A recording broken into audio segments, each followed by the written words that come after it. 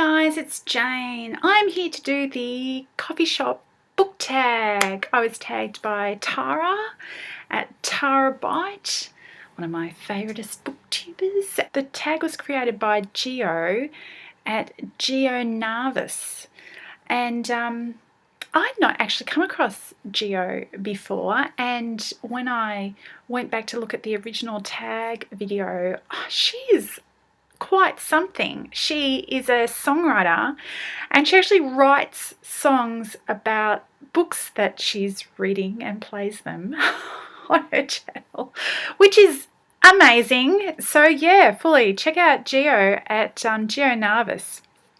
Anyway, Tara tagged me, and I have been racking my brain about this because there was too many things on the list, and B, I think Australian coffee shops must be like different from American coffee shops maybe, because like most of the items on the list didn't like mean anything to me. So I have come up with an adapted Australian version of the coffee shop book tag, and fully I'm just going out there. That's what I'm doing today. I'm doing my own version of the book tag, and here we go. Long Black.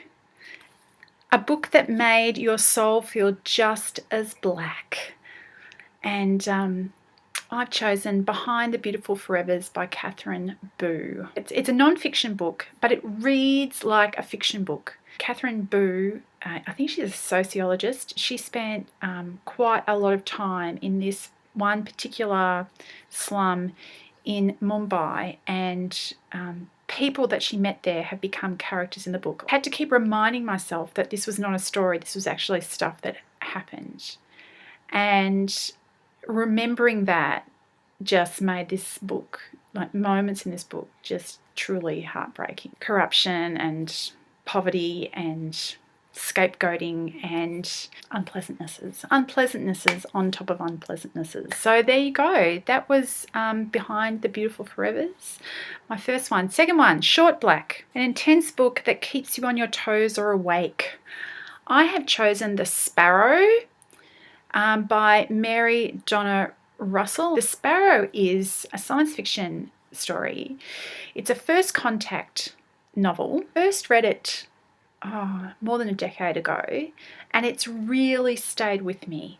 So this is not just a run-of-the-mill sci-fi story. Set in the future, astronomers on Earth, radio astronomers, have started picking up signals from a planet out in space with beautiful, beautiful music.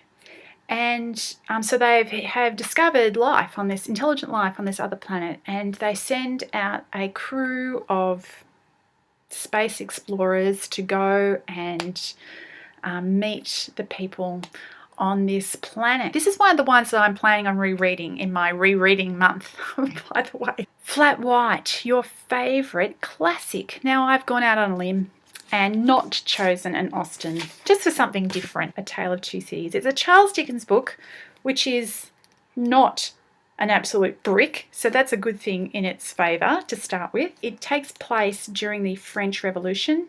It's a story about sacrifice, and yeah, it really gets you going at the end. Latte, a sweet book that makes you smile. I have plumped for Three Men in a Boat by Jerome K. Jerome. It reads as though the author set out initially to write a serious travelogue, but then events overtook him, and the subtitle is To Say Nothing of the Dog. The three men and a dog are on a narrow boat, boating down a river in England. I think they start off at Oxford and they're running down towards London, but again, it's years since I've read this. There's just all these ridiculous... Imagine a bunch of undergraduates going on a road trip, only they're in a boat. You just have stories of who fell overboard and who drank too much and got left behind. And, you know, it is very, very funny. It just makes me smile thinking about it. So that's that. The next one, Iced Coffee, your favourite chilling horror book. I really don't read horror When I was much younger, like in my early 20s, I did go through a phase where I read some horror. And of all the things that I read, the one that has kind of stuck with me the most is a collection of short stories by Tanith Lee called Women as Demons. Beautifully written, really interesting ideas explored, and seriously creepy. Yay! Women as Demons by Tanith Lee. Okay, second half. I've invented this one, so I'm whacking it. I reckon if we could have an iced coffee, we could have what I always order when I go to a coffee shop, an iced chocolate. Iced chocolate, your favourite comic novel. It has to be a P.G. Wodehouse, as far as I'm concerned. The only problem is which to choose, because there's so many. But I did a kind of flick through my Wodehouse collection, and I think I plumped with one, which is called Right Ho Jeeves. It's one of the Jeeves and Wooster books. So Bertie Wooster is this upper class buffhead, basically, and his valet, his gentleman's gentleman, is called Jeeves. And Jeeves is the brains of the outfit. That's how all of these books work. Right Ho Jeeves in particular, Gussie Finknottle. Gussie is one of Bertie's old school chums. And Gussie has got himself into a fix. And yeah, we've got to help Gus, the old Guster, out of the fix. So that one's Right Ho Jeeves. It's hilarious. Mocha. A bittersweet ending to a book or series. Charlotte's Web. Nothing more to say there. Another one that's my invention, Cappuccino. It wasn't on the list and I didn't understand it. Do you guys not have cappuccinos? The book connection that I've made with this is, I don't know, I think I'm going to have to explain this one. In the town where I grew up, nobody called them cappuccinos. Everybody called them Cup of Chino. Can I have a cup of Chino, please? The book connection that I've made with Cappuccino is a book whose title is tricky to pronounce. And the book that I've chosen is Foucault's Pendulum. This is an Umberto Eco postmodernist. I read it when I was about 20, and I read it from cover to cover, and I cannot tell you a single thing that happens in this book. I couldn't have done it then either, but that's not important. What's important is it's called Foucault's Pendulum, and you know, I feel so good about myself because I can say Foucault, because lots of foreigny sort of words I have problems with. But Foucault's Pendulum, I can say Foucault's Pendulum. Please don't comment below telling me that I've got that all entirely wrong, because that was just going to ruin my brain. New Flavour, an awesome book that you have yet to discuss on Booktube. This one, The Supper of the Lamb. This is one of my favourite books. It almost defies categorisation. A culinary reflection is the subtitle that they have there on the cover. The first recipe. This is a food book. It's not entirely a recipe book, although it does contain recipes.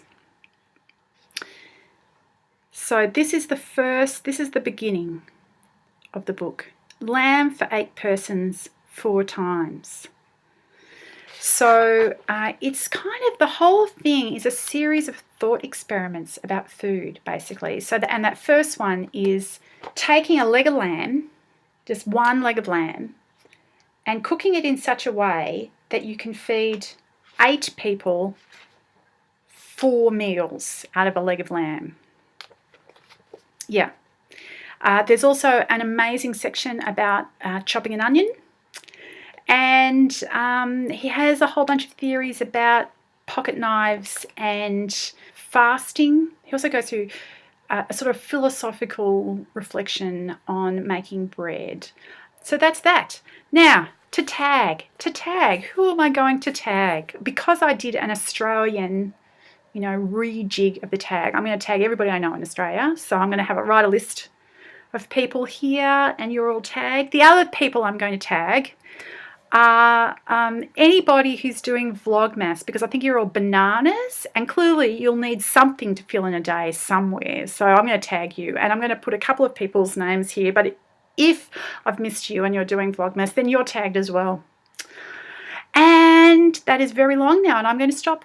So I hope you're all well, and I'll talk to you later. Bye.